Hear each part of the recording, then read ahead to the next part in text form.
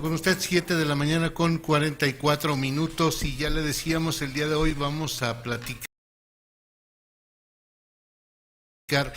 con el doctor Salvador Guerrero Chiprés. Él es presidente del Consejo Ciudadano para la Seguridad y la Justicia de la Ciudad de México, un organismo que atiende a nivel nacional varias Minadicia la vida, que es la prevención y atención de suicidio, violencia familiar, pero que además, mire, para mí es un enorme placer poder compartir el micrófono con alguien que además, mire, es abogado y comunicólogo de profesión.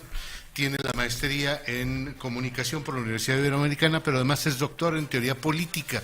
Entonces, con una amplia experiencia, hace muchos años que empezó también como reportero y luego fue escalando y por ahí también tuvo un punto de quiebre en su vida profesional para decir, o un punto de quiebre a favor en términos de también encabezar algunas áreas dentro de la administración pública. Y ahora como presidente del Consejo Ciudadano, pues tiene esta doble, digamos, visión en lo que significa el ejercicio del poder, la transición que está viviendo el país y también un poco la presencia de los medios y lo que significa ahora también su tarea como presidente del Consejo Ciudadano. Salvador, qué gusto saludarte, bienvenido y gracias por estar esta mañana aquí en tu visita ahora a Zacatecas. Encantado, Mario, Carla, muchísimas gracias. Fascinante estar en Zacatecas, un estado maravilloso y creo que vamos a tener oportunidad de mirarnos mutuamente. Te agradezco mucho la presentación, estoy honrado de estar con ustedes. El Consejo Ciudadano es un organismo que está hablando a partir de un valor universal. Están los partidos políticos y está la ciudadanía. Sí, ciertamente la mayoría de la ciudadanía se manifestó muy claramente y la minoría de la ciudadanía tiene muchas cosas que decir. Entonces siempre hay que tratar de estar hablando acerca de lo que estamos haciendo todos las ciudadanas en nuestro país y qué bueno, muchas gracias por darnos la oportunidad de estar con ustedes. Muchas gracias. Un gusto que esté con nosotros.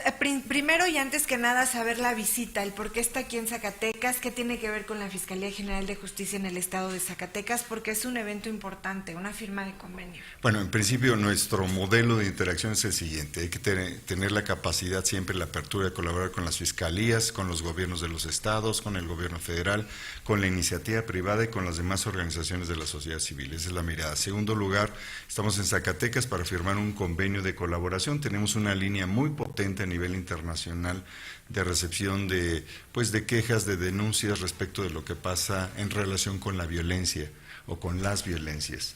Y también pues estamos aquí para estar presentes con el gobernador y con otros ciudadanas zacatecanos, zacatecanas, para firmar un acuerdo y construir paz y platicar. Vamos a platicar en una hora y media, en una mesa de construcción de paz, qué es el proceso de construcción de paz y cómo se consolida en un Estado nacional como el mexicano, que tiene un comportamiento muy heterogéneo en materia de seguridad, pero que puede ser atendido, como ha sido demostrado en la Ciudad de México, en muchas entidades y también en América Latina, particularmente, por ejemplo, en el caso de Colombia, en el caso de Centroamérica en alguna época, y en el caso de Sudamérica, más lejanos allá en los 70s y los 80s. Así que el convenio, proceso de construcción de paz y dialogar acerca de las posibilidades que nos da este cambio después de la elección, de pronunciarnos a favor del fortalecimiento de la ciudadanía colaborativa para conseguir seguridad. A ver, Salvador, qué importante es el tema porque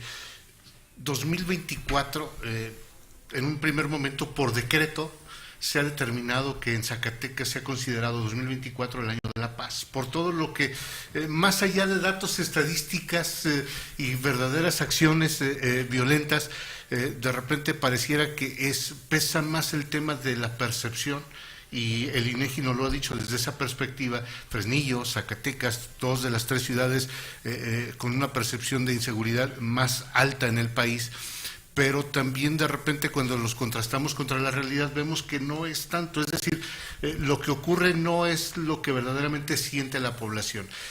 Y mucho se ha discutido en Zacatecas que si es por decreto construir la paz, que si finalmente es un acto voluntarista de la autoridad estatal, que si de repente suman o no suman a la ciudadanía en este concepto. Verdaderamente el tema de construcción de paz, ¿qué tanto ¿qué tanto es, más allá de un acto voluntarista, de una decisión gubernamental, a un hecho que verdaderamente se tiene que construir desde el tejido social y que tiene que reconfigurar para que pues la gente se sienta tranquila, se sienta en paz, se sienta segura? Bueno, creo que tu planteamiento es muy inteligente, tiene muchos matices, voy a comenzar por el último. Sin duda alguna, la posibilidad de construir la paz es un proceso convergente, colaborativo y cooperativo entre todos los sectores. Por ejemplo, asumamos que buena parte de la violencia está dirigida contra las mujeres y en familia, particularmente en Zacatecas, es una de las entidades que tiene más subregistro en materia de violencia familiar. Si la paz se constituye dentro del hogar, comenzamos a hablar bien y comenzamos bien el día. Si en el espacio público hay una garantía de proteger al ciudadano y sus bienes, seguimos en ese proceso de construcción de paz. Si somos capaces de poner colaborativamente en la misma mesa a las fiscalías, a los gobiernos municipales, al gobierno del Estado, a los partidos políticos, a los empresarios, a los organismos de la sociedad civil, ya estamos avanzando. Y algo centralísimo, si somos capaces de realizar las detenciones de los perpetradores de violencia, entonces sí, ya estamos con toda seguridad en una recta hacia el tema de la paz. 90% de los asuntos son de carácter patrimonial y todos ellos tienen un carácter preventivo que se puede potenciar.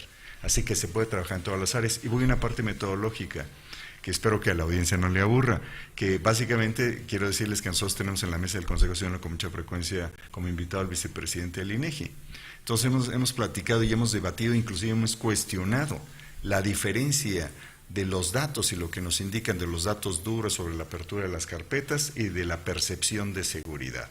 A veces están desalineadas, a veces van conduciéndose en la misma dirección, a veces van en la misma dirección pero van muy detrás de la otra. Es decir, puede haber un avance en materia de seguridad material, pero puede estar mucho más lenta en alcanzar ese avance la percepción de seguridad. Es el caso de Zacatecas. Nosotros tenemos los datos que ustedes conocen muy bien, se ha disminuido en lo que va del año en alrededor de 18% la incidencia delictiva con respecto al año pasado, respecto del 2019, pero eventualmente no procede así con el comportamiento de la percepción de seguridad.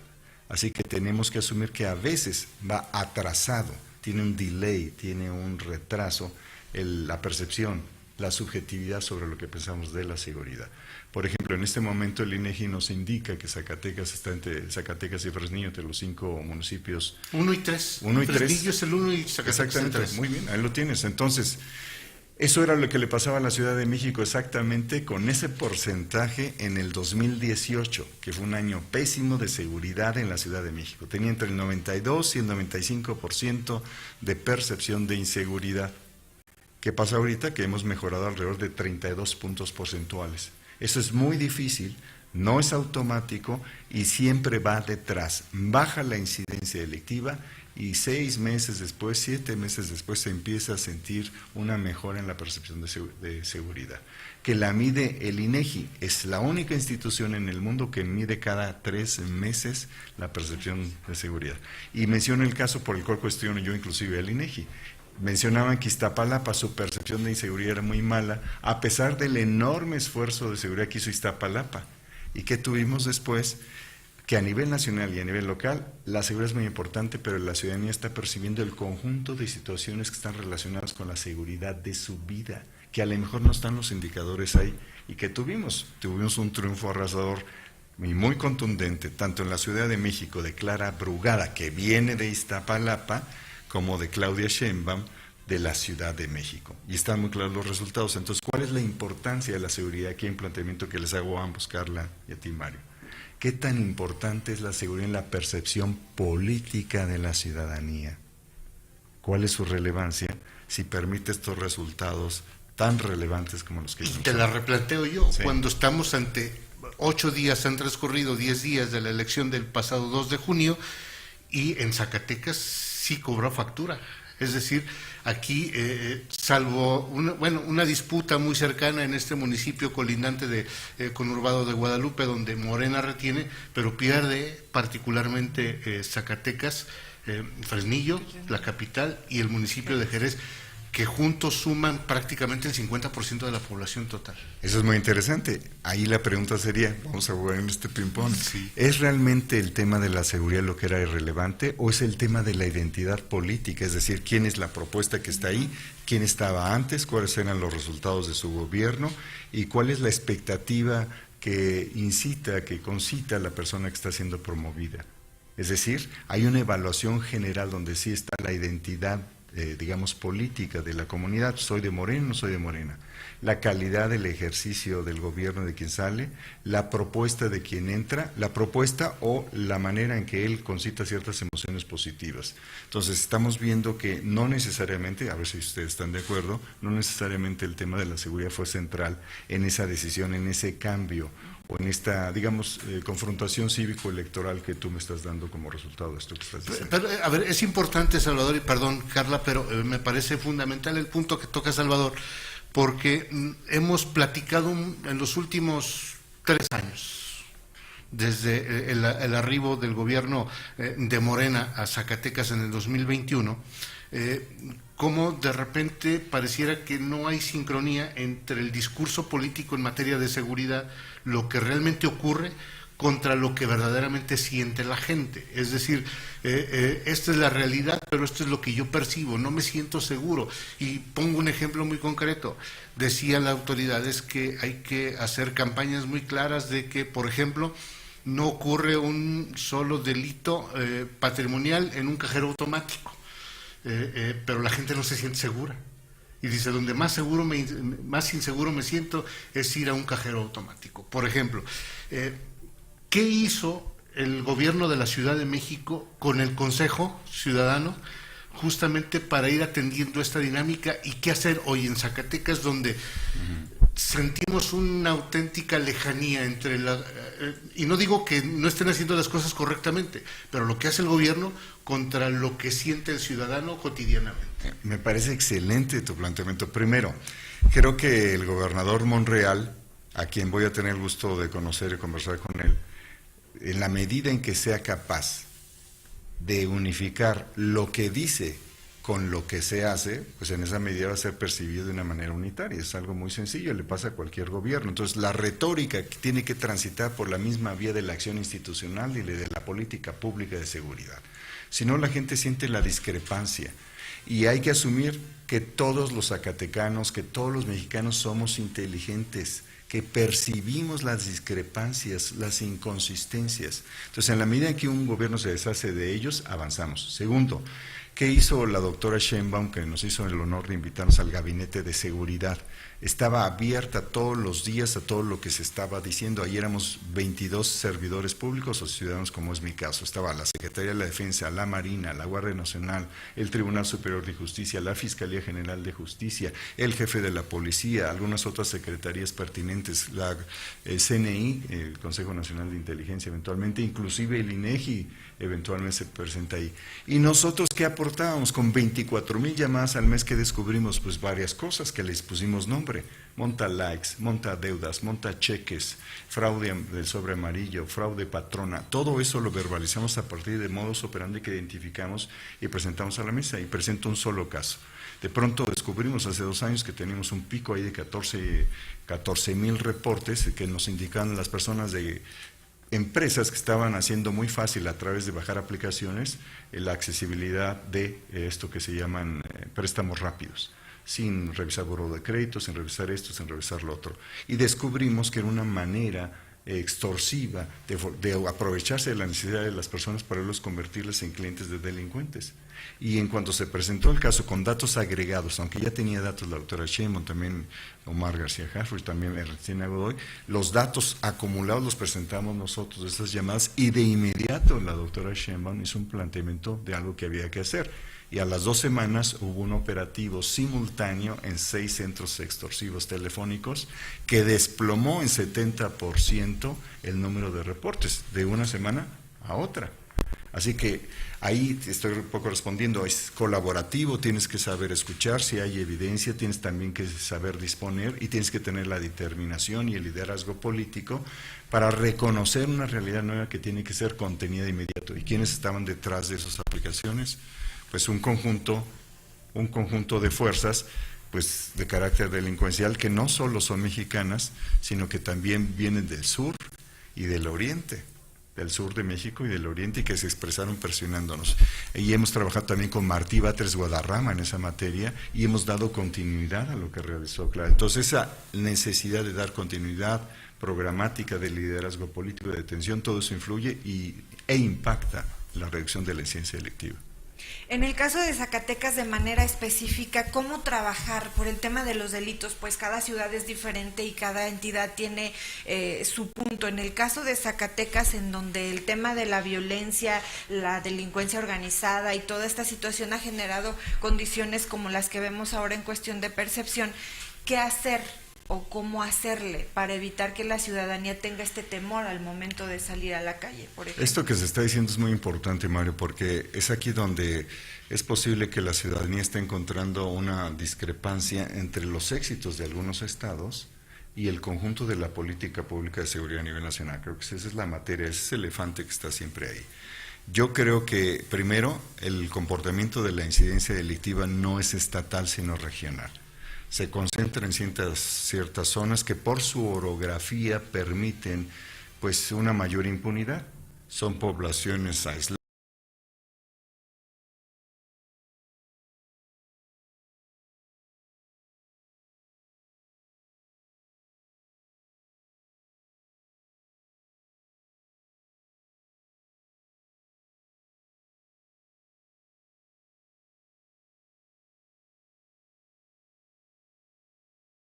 poblaciones montañosas, poblaciones de altensión.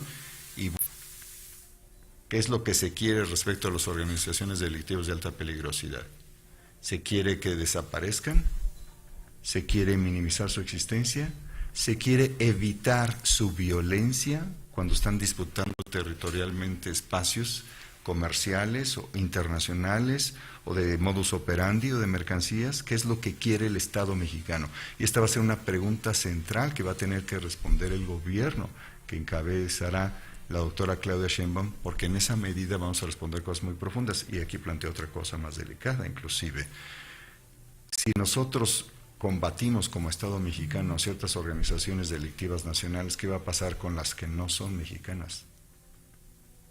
Ahí voy a dejar el interrogante. Y que forma parte de este nivel de estructura. Aquí, por ejemplo, cabría en este mismo esquema el planteamiento o reforzar el replanteamiento de Carla en el sentido de ¿qué sugerir, Salvador, para una entidad como Zacatecas con estas características, sin ser intervencionista, digamos, desde esa perspectiva, pero qué sugerir cuando a un gobierno como el de Zacatecas está llegando justo a la mitad de su administración?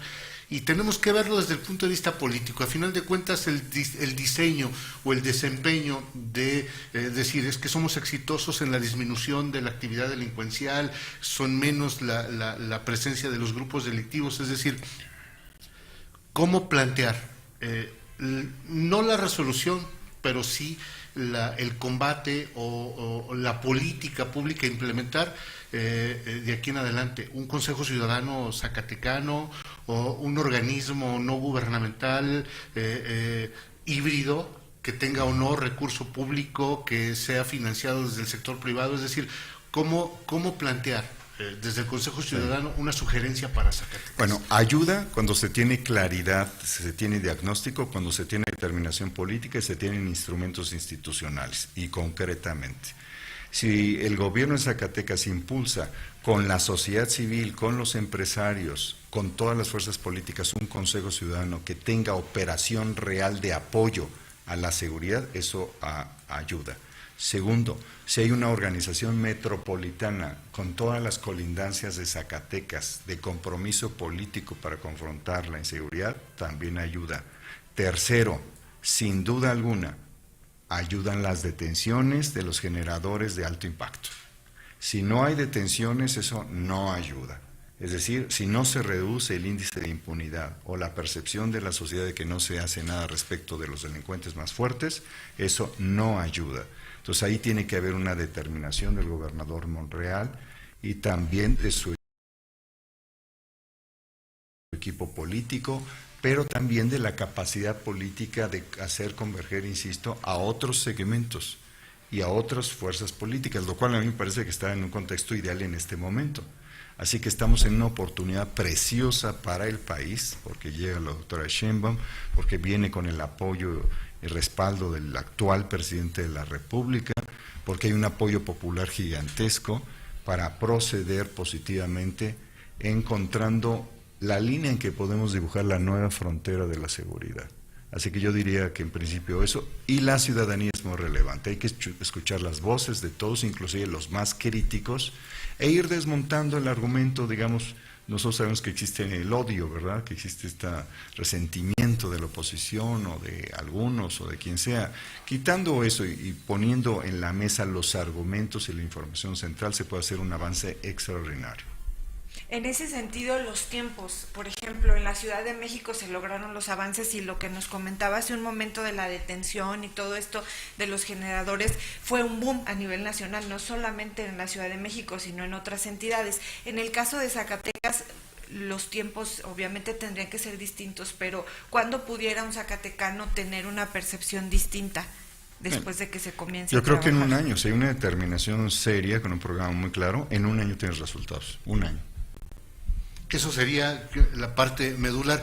Y Salvador, la pregunta final, ¿el Consejo Ciudadano estaría acompañando a las distintas autoridades en Zacatecas? Nosotros siempre estamos en disposición de ir a donde nos invitan, así ha ocurrido aquí, agradecemos mucho pues la invitación que hemos tenido del propio fiscal, aquí el acompañamiento de Armando García Neri, que nos hace el favor de guiarnos por esta preciosa ciudad, nos ayuda y nuestro propósito es colaborar. ¿Cuáles son las materias? Combate a fraude, extorsión, violencia familiar y de género, y la reivindicación de la protección de las infancias, porque en una casa fracturada se pueden generar condiciones para delincuencia posterior. Hay que vigilar, acompañar todas las familias, sea cualquiera que sea el modelo, incorporar a las iglesias, y a nosotros nos ha funcionado muchísimo las cúpulas empresariales y también los otros organismos de la sociedad civil, a pesar de los celos que pueden haber entre ellos. Si uno es capaz de poner en la mesa todos juntos, las cosas funcionan. Por supuesto, y si nos lo permites, pues estaremos teniendo comunicación incluso más frecuente, más cercana, independientemente de las decisiones que vengan por parte de la presidenta virtual electa, en función de tu presencia dentro o fuera del propio gabinete del gobierno federal. Nosotros estaremos aquí en el Consejo Ciudadano, muy atentos a ayudar con todo gusto, claro que sí. ¿Ves a Omar García Harfuch, secretario de Seguridad?